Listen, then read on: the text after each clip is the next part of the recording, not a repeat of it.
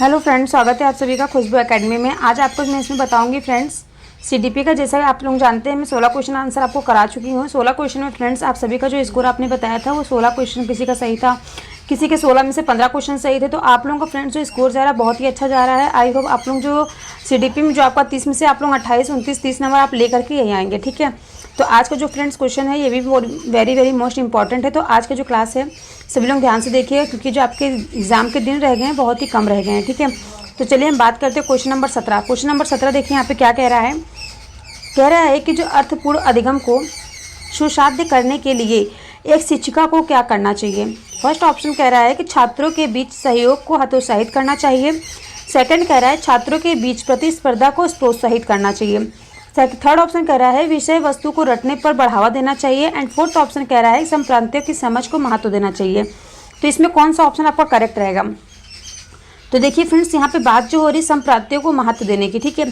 सबसे पहले फ्रेंड्स देखिए यहाँ पे जो बात हुई है अर्थपूर्ण अधिगम को, किसी भी चीज़ को पढ़ के उसका अर्थ ग्रहण करने की बात हो रही है, ठीक है। तो अर्थपूर्ण अधिगम को सुसाध्य करने के लिए एक शिक्षिका को क्या करना चाहिए। तो उसको देखिए फ्रेंड्स जो संप्रांतियों की समझ को महत्व देना चाहिए, ठीक है। ऐसा क्यों करना चाहिए, क्योंकि जो अर्थपूर्ण अधिगम को सुसाध्य करने के लिए एक शिक्षिका को संप्रांतियों की समझ को महत्व देना चाहिए। समानता किसी शब्द के वास्तविक अर्थ को ही प्रत्यय अथवा संप्रांत्य कहते हैं, ठीक है। अतः अगर हम बात करें किसी भी जो अर्थपूर्ण अधिगम को तभी समझा जा सकता है जब हम उसके वास्तविक अर्थ को समझें, ठीक है। तो इसमें आपका फोर्थ ऑप्शन करेक्ट हो जाएगा। नेक्स्ट हम बात करेंगे क्वेश्चन नंबर आपका यहाँ पे, इसमें आपका क्वेश्चन नंबर 18 क्या कह रहा है।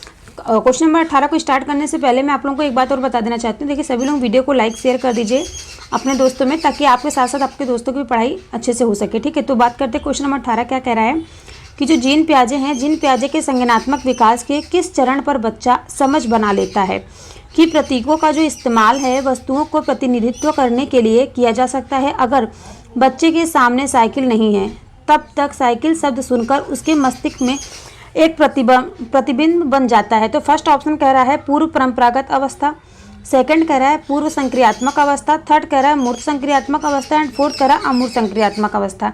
तो इसमें कौन सा ऑप्शन करेक्ट रहेगा। तो देखिए फ्रेंड्स अगर हम बात करेंगे क्वेश्चन नंबर 18 में, तो इसमें बात हो रही है जो जीन पियाजे जी हैं इन्होंने संज्ञानात्मक विकास के पूर्व संक्रियात्मक चरण पर बच्चा यह समझ लेता है कि प्रतीकों का जो इस्तेमाल है वो वस्तुओं का प्रतिनिधित्व करने के लिए किया जा सकता है, ठीक है। अर्थात अगर बच्चे के सामने साइकिल नहीं है तब भी साइकिल शब्द सुनकर उसके मस्तिष्क में साइकिल का प्रतिबिंब बन जाता है।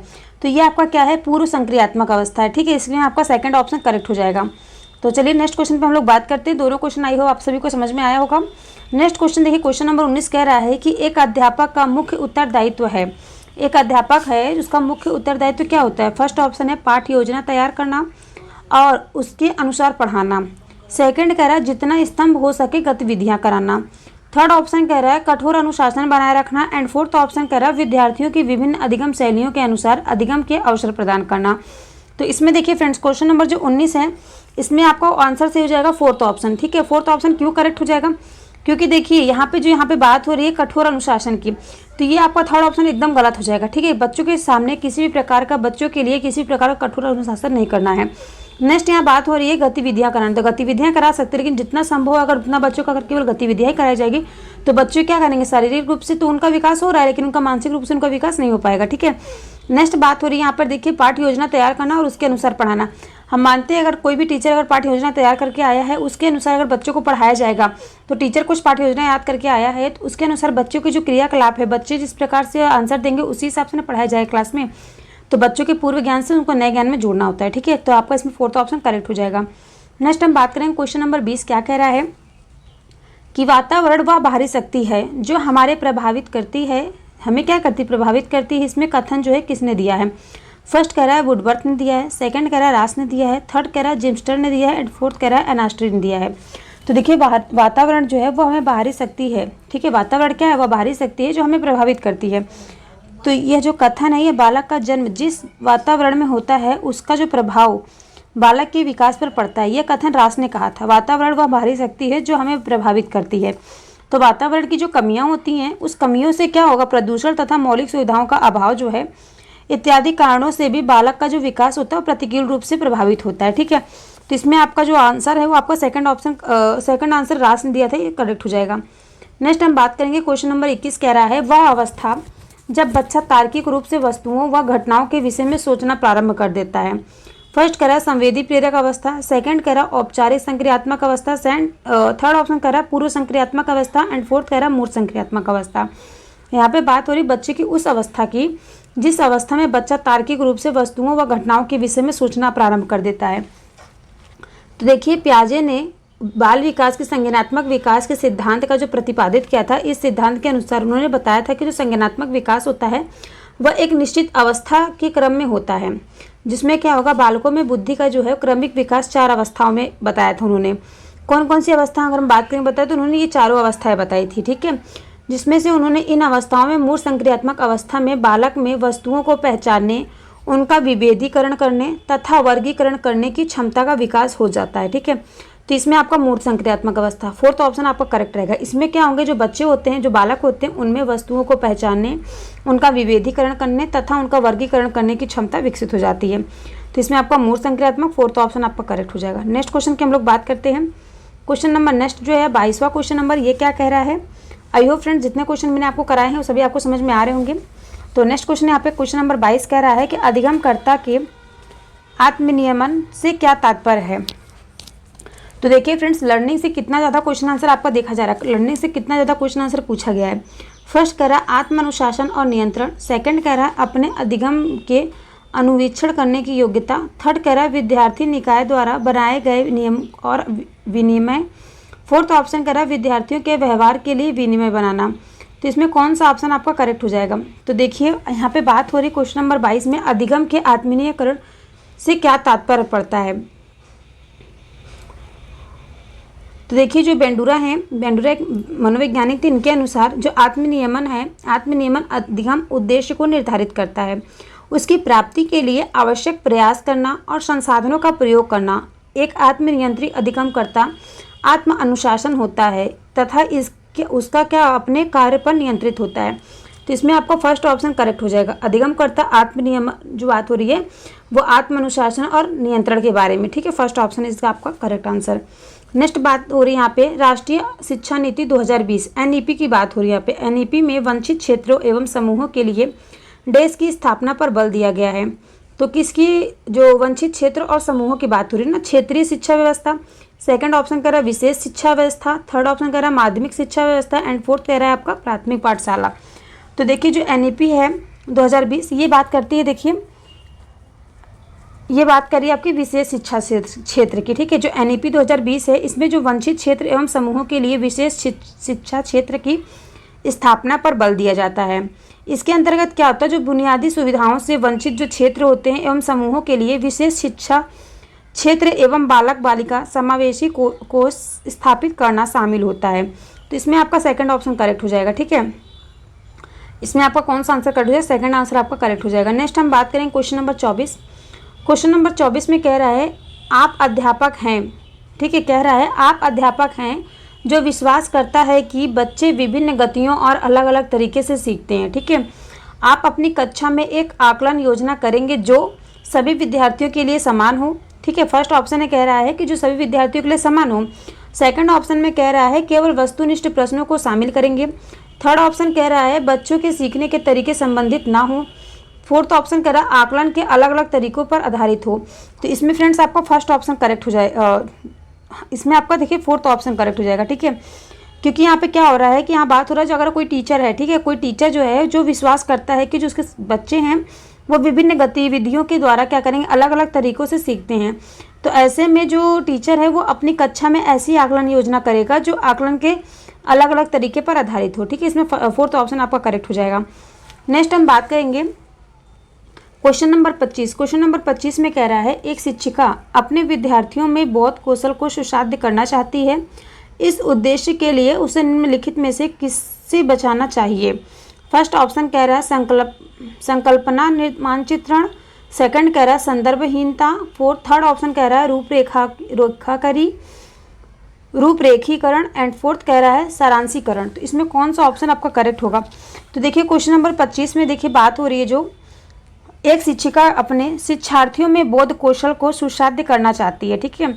ऐसी स्थिति में उसे संदर्भहीनता से बचना चाहिए। किससे बचना चाहिए? उसे संदर्भहीनता से बचना चाहिए।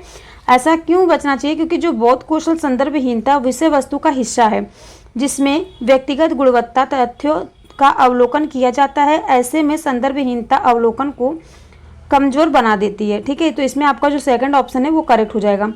नेक्स्ट हम बात करेंगे, नेक्स्ट क्वेश्चन नंबर आपका कह रहा है कि ऐसे शिक्षार्थियों जिनकी शैक्षिक उपलब्धि औसत से कम होती है, जिनकी शैक्षिक उपलब्धि क्या हो, औसत से कम होती है, उनकी इस समस्या का प्रमुख कारण नहीं है।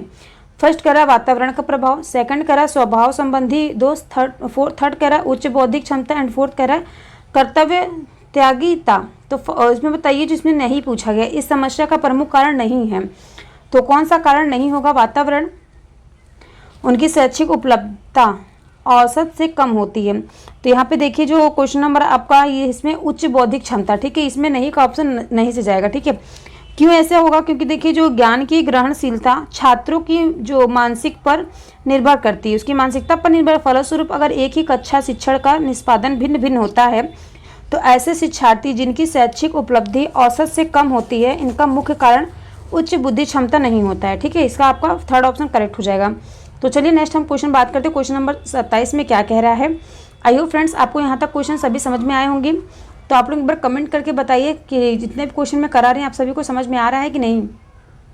तो चलिए फ्रेंड्स हम बात करेंगे क्वेश्चन नंबर 27 क्या कह रहा है। क्वेश्चन नंबर 27 कह रहा है निम्नलिखित में से विकास के बारे में कौन सा कथन सही नहीं है। फर्स्ट कह रहा है विकास जो है वो आनुवांशिकता व वातावरण की अंतःक्रिया का उत्पादन है। सेकंड कह रहा है विकास जो है कुछ हद तक पूर्वानुमान लगाया जा सकता है। थर्ड ऑप्शन कह रहा है विकास की जो दर होती है वो एक समान और सार्वभौमिक है।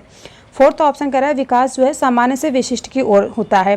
तो इसमें कौन सा ऑप्शन जो है वो सही नहीं है? तो देखिए विकास जो है कुछ हद तक पूर्वानुमान लगाया जा सकता है, ठीक है। इसमें जो आपका ये ऑप्शन रहेगा 27वां क्वेश्चन का जो आपका ऑप्शन रहेगा, ये 27वां का सेकंड ऑप्शन जो है आपका ये अनकरेक्ट के साथ जाएगा, ठीक है। तो चलिए हम बात करते हैं क्वेश्चन नंबर आगे की। तो देखिए यहाँ पे देखिए जो बात हो रही विकास के बारे में कौन सा कथन सत्य नहीं है। तो देखिए जो विकास जो होता है वो आनुवांशिकता व पर्यावरण की अंतःक्रिया का उत्पाद है, ये तो करेक्ट रहेगा आपका। इसमें निगेटिव पूछा गया तो इसलिए निगेटिव का आंसर मैंने निगेटिव के साथ दिया है। और देखिए जो थर्ड ऑप्शन कह रहा है विकास की जो दर होती है वह एक समान और सार्वभौमिक होती है, ये तो आपका करेक्ट है।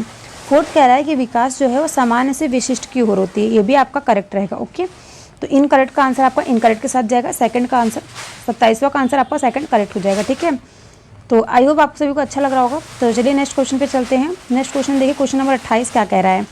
क्वेश्चन नंबर 28 में कह रहा है जो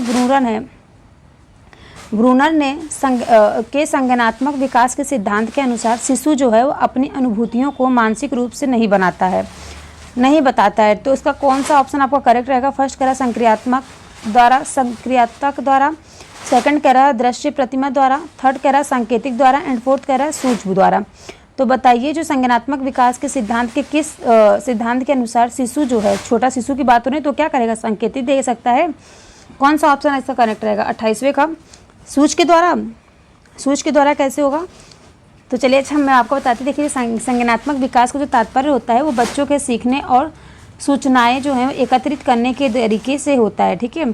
सूचनाएं एकत्रित करने के तरीके से होता है। इस अवधान में जो वृद्धि होती है प्रत्यक्षीकरण, भाषा, चिंतन, स्मरण शक्ति और तर्क शामिल होता है।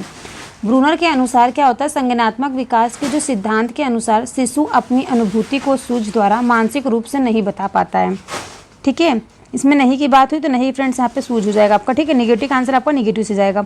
और संक्रियात्मक के द्वारा, सांकेतिक के द्वारा, दृश्यात्मक, ये सब आपका पॉजिटिव है, ठीक है। शिशु जो अपनी अनुभूति को मानसिक रूप से बता सकता है तो इन सभी के द्वारा बता सकता है, सूझ के द्वारा नहीं बता सकता है, ठीक है। शिशु क्या है बहुत ज़्यादा छोटा होता है, शिशु की छोटे बच्चों को बोला जाता है ना, जो नवजात शिशु होते हैं। तो चलिए नेक्स्ट क्वेश्चन पे हम लोग चलते हैं। नेक्स्ट क्वेश्चन आपका क्वेश्चन नंबर 29 क्या कह रहा है? डैश शब्द किसी भी प्रकार के आवेशों में आने, भड़कने तथा उत्तेजित होने की दशा को सूचित करता है। फर्स्ट कह रहा है क्रोध, सेकंड कह रहा है आवेग, थर्ड कह रहा है संवेग, एंड फोर्थ कह रहा है प्रेरणा। तो बताइए इसमें कौन सा ऑप्शन आपका करेक्ट होगा? तो देखिए थर्ड ऑप्शन जो आपका संवेग यहाँ पे कह रहा है ना, संवेग में क्या होगा? मनुष्य जो है अपनी रोजाना की जिंदगी में सुख, दुख, क्रोध, प्रेम, ईर्ष्या, घृणा आदि का जो अनुभव करता है वह ऐसा व्यवहार किसी उत्तेजनावश करता है, ठीक है। इस अवस्था को क्या कहते हैं, संवेग कहते हैं। इस प्रकार संवेग शरीर को क्या करता है, उत्तेजित करता है और एक प्रक्रिया देता है। तो इसमें आपका संवेग, थर्ड ऑप्शन आपका करेक्ट हो जाएगा, ठीक है। क्रोध, आवेग, प्रेरणा जो है ये इसी संवेग के हावी होने पर आता है। ओके, नेक्स्ट हम बात करेंगे question number 30 and last question आपका है यहाँ पे। क्वेश्चन नंबर 30 कह रहा है, एक संप्राप्त को पढ़ाते समय एक शिक्षक एक ऐसी उदाहरण दे रहा है, एक जो शिक्षक है, आई मीन एक टीचर जो है वो ऐसा उदाहरण दे रहा है जिसमें एक संप्राप्त से जुड़ी श्रेणी की सबसे महत्वपूर्ण मूल विशेषताएं, ऐसे उदाहरण को डैश कहा जाता है। फर्स्ट करा एक भ्रांति कहा जाएगा, सेकंड करा एक गैर उदाहरण कहा जाएगा, थर्ड करा एक आधारूप कहा जाएगा एंड फोर्थ करा एक अपवाद कहा जाएगा। तो इसमें कौन सा ऑप्शन आपका करेक्ट रहेगा, तीसरा क्वेश्चन का? एक आधारूप कहा जाएगा। ऐसा क्यों? क्योंकि देखिए फ्रेंड्स, ऐसा क्यों होता है, एक जो संप्राप्त होता है उसको पढ़ाते समय एक शिक्षक एक ऐसा उदाहरण दे रहा है जिसमें एक उस संप्राप्त से जुड़ी जो श्रेणी होती है, श्रेणी की सबसे महत्वपूर्ण विशेषताएं, ऐसे उदाहरण को एक आध कहा जाता है, ठीक है। इसमें आपका थर्ड ऑप्शन करेक्ट हो जाएगा। आई होप सभी को क्लास अच्छी लगी होगी और लास्ट तक के जुड़े रहने के लिए आप सभी का बहुत बहुत धन्यवाद फ्रेंड्स। सभी लोग ने वीडियो को आई होप सभी ने अपने दोस्तों के पास शेयर कर दिया होगा और जितने लोगों ने वीडियो देखा है मुझे विश्वास है कि सभी ने वीडियो को लाइक किया होगा, अपने दोस्तों में शेयर किया होगा। और जितने लोग भी अगर चैनल पर नए आए हो तो प्लीज़ आप सभी लोग चैनल को सब्सक्राइब करके बेल आइकन प्रेस कर लीजिए, ठीक है। क्योंकि जितने भी क्लासेस में दे रही हूँ सभी आपके एग्जाम के लिए इंपॉर्टेंट हैं, ठीक है। मिलते हैं आपसे नेक्स्ट क्लास में।